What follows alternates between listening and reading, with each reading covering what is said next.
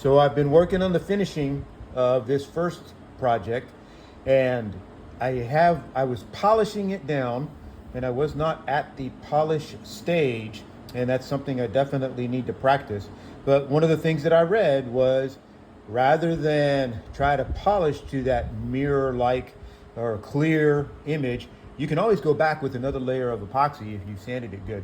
So real quick, I sanded this that 120 grit sandpaper, and then poured my remaining epoxy over this, and I'm going to see how it's going to work.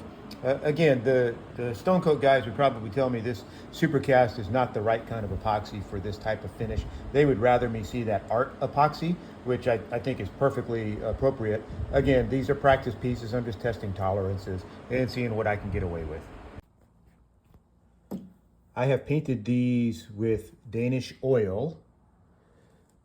Obviously, just the wood part, top and bottom, and the sides.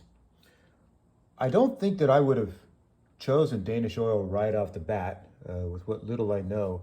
Read a lot of things about solvent-based chemicals and polyurethanes inhibiting the ability for epoxy to adhere to surfaces. But the Stone Coat guys used Danish oil, cautioning that it needs to dry.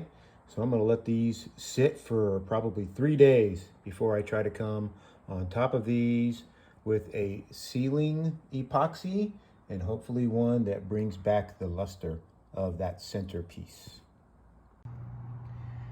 I got my Art Coat epoxy and laid down the first layer on the bottom of these. As expected, it's turned this bottom side like glass, where it had all of those sanding scratches, and it's cleared them right up. I'm doing this as a little bit of a rush job because I got to get to work, and I wanted to see how this did, and I just got the epoxy delivered, so not the smartest way to do things.